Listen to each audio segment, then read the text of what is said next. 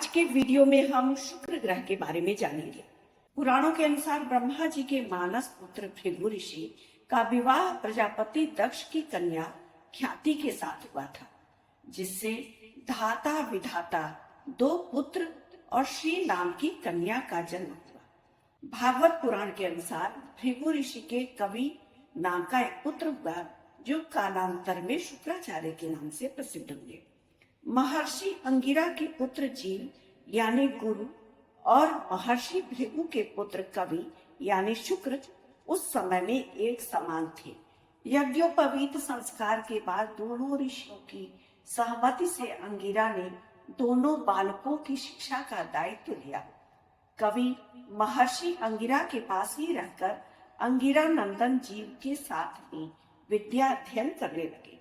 शुरुआती दौर में तो यह सामान्य रहा, लेकिन बाद में अंगिरा अपने पुत्र जीव की शिक्षा की ओर विशेष ध्यान देने लगे और कवि की उपेक्षा करने लगे।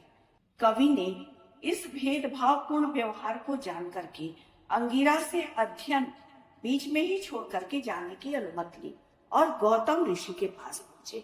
गौतम ऋषि ने कवि की संपूर्ण कथा सुनकर उसे महादेव की शरण में जाने का उपदेश दिया।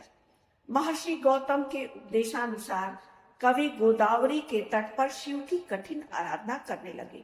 प्रसन्न होकर महादेव ने कवि को दुर्लभ मृत्यु संजीवनी नामक विद्या प्रदान की। शिव जी ने कहा कि तुम जिस भी मृतक व्यक्ति पर इसका प्रयोग करोगे वह व्यक्ति जीवित होगा। साथ ही ग्रहत्व प्रदान करते हुए भगवान शिव ने कहा कि आकाश में तुम्हारा तेज सब नक्षत्रों से अधिक होगा। तुम्हारे उदित होने पर ही विवाह आदि शुभ कार्य आरंभ किए जाएंगे। अपनी विद्या से तुम पूजित होकर भृगु नंदन शुक्र दैत्यों के गुरु पद पर नियुक्त होंगे। और शिव जी ने उन्हें दैत्यों के गुरु के पद पर नियुक्त कर दिया। जिन अंगिरा ऋषि ने उनके साथ उपेक्षापूर्ण व्यवहार किया था, उन्हीं के पौत्र जीव पुत्र कच्छ को संजीवनी विद्या देने में शुक्र ने किंचित भी यानी थोड़ा सा भी संकोच नहीं किया। कवि नाम के इस ग्रह को शुक्र का नाम कैसे मिला, इसे भी हम जानते हैं। शुक्राचार्य कवि या भार्गव के नाम से प्रसिद्ध थे। इनको शुक्र नाम कैसे कब मिला, इसके बारे में वामन पुराण में लिखा गया है। दानव अंधकासुर और महादेव के मध्य घोर युद्ध चल रहा था। अंधक के प्रमुख सेनानी युद्ध में मारे गए, पर भार्गव ने अपनी संजीवनी विद्या से उन्हें बार बार जीवित कर दिया। पुनः जीवित होकर कुजम्ब आदि दैत्य फिर से युद्ध करने लगते थे। इस पर नंदी और गण महादेव से कहने लगे कि जिन दैत्यों को हम मार कर गिराते हैं, उन्हीं दैत्यों को संजीवनी विद्या से पुनः जीवित कर देता है यह बालक। ऐसे में हमारे बल पौरुष का क्या महत्व है। यह सुनकर महादेव ने दैत्य गुरु शुक्राचार्य को अपने मुख से निकलकर उदरस्थ कर दिया। भार्गव श्रेष्ठ के एक दिव्य वर्ष तक महादेव के उदर में ही विचरते रहे, पर कोई छूट न मिलने पर पुनः शिव जी की स्तुति करने लगी। मतलब जो दैत्यों के गुरु शुक्राचार्य थे, वो जब युद्ध में राक्षसों को बार बार मृत संजीवनी विद्या से जीवित कर देते थे, जिस पर घबरा करके नंदी और गण शिव जी से प्रार्थना आराधना करने लगे कि आपने तो शुक्राचार्य को जो मृत संजीवनी मंत्र दे दिया है, उसका वो दुरुपयोग कर रहा है। इस पर शिव जी ने गुस्सा करके शुक्राचार्य को निगल लिया था।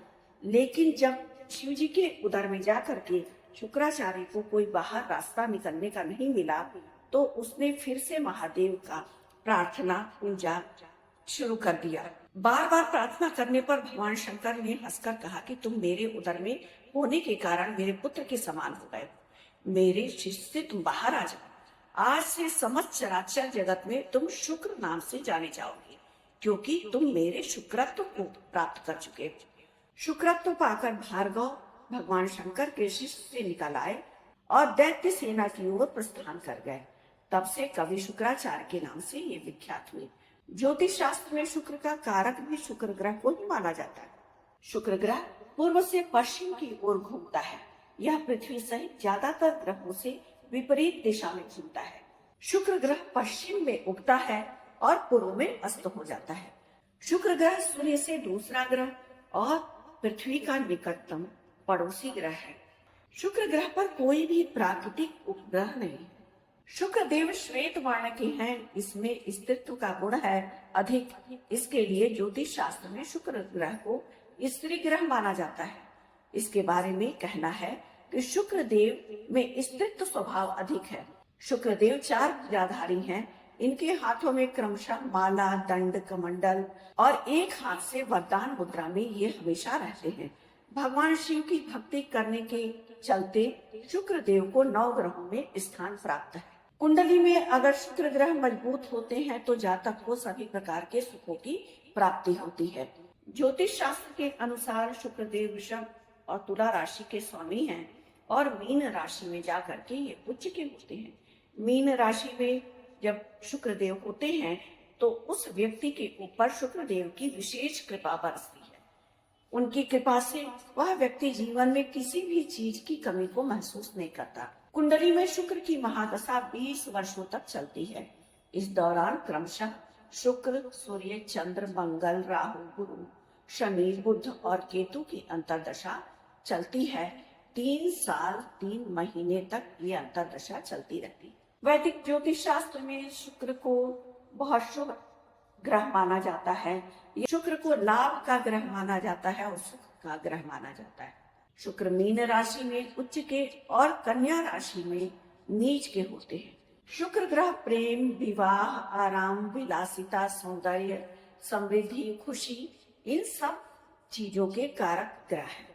ऋषि पराशर शुक्र के बारे में कहते हैं, शुक्र आकर्षक है, एक शानदार काया है, स्वभाव में उत्कृष्ट और महान है, आकर्षक आंखें हैं, ये एक कवि है। शुक्र के लिए सबसे शक्तिशाली स्थिति चौथा भाव होता है। शुक्र पहले भाव में, 5वें भाव में और 9वें भाव में भी अच्छा फल देने वाले होते हैं। शुक्र ग्रह को शुभ करने के लिए उनका रत्न हीरा है और चांदी से भी शुक्र ग्रह को शुभता मिलती है। शुक्र की दिशा दक्षिण पूर्व है और उसका दिन शुक्रवार है। शुक्र ग्रह को असुरों का यानी दैत्यों का गुरु माना जाता है। तो आज हमने इस वीडियो के माध्यम से दैत्य गुरु शुक्राचार्य के बारे में जाना। शुक्र ग्रह काल पुरुष की कुंडली में दूसरे भाव यानी धन भाव के स्वामी है और सप्तम भाव जहाँ से हम विवाह को देखते हैं उस भाव के स्वामी ग्रह है। शुक्र ग्रह तुला राशि और वृषभ राशि के स्वामी है और मीन राशि में उच्चस्थ होते हैं।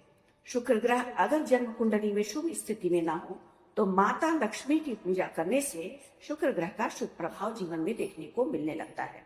शुक्र के मंत्रों का भी जाप करना चाहिए।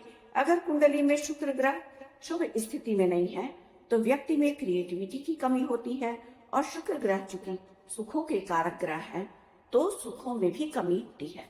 किसी के जन्म कुंडली में अगर शुक्र ग्रह शुभ प्रभाव में नहीं है, पाप ग्रहों से दृष्टि या पीड़ित हो रहे हैं तो ऐसे व्यक्ति को सुख, धन, संतान, संपत्ति इन सारे कारक तत्वों को पाने में समस्याओं का सामना करना पड़ता है। इसीलिए जिसके जन्म कुंडली में शुक्र ग्रह खराब हो उसे माता लक्ष्मी के शरण में रहना चाहिए या शुक्र के मंत्रों का जप करना चाहिए। माता लक्ष्मी को खीर का भोग लगाना चाहिए और लाल पुष्प अर्पित करना चाहिए, लाल चंदन चढ़ाना चाहिए। छोटी कन्याओं को कुछ न कुछ उनके शिक्षा में सहयोग करने से या कन्याओं के विवाह में सहयोग करने से भी शुक्र ग्रह को बलि किया जा सकता है। आज हमने इस वीडियो के माध्यम से ग्रहों में शुक्र ग्रह के बारे में विस्तृत जानकारी दी। अगर आपको हमारा वीडियो पसंद आया हो तो हमारे वीडियो को लाइक करना न भूलें और हमारे चैनल को सब्सक्राइब करना बिल्कुल भी न भूलें। धन्यवाद।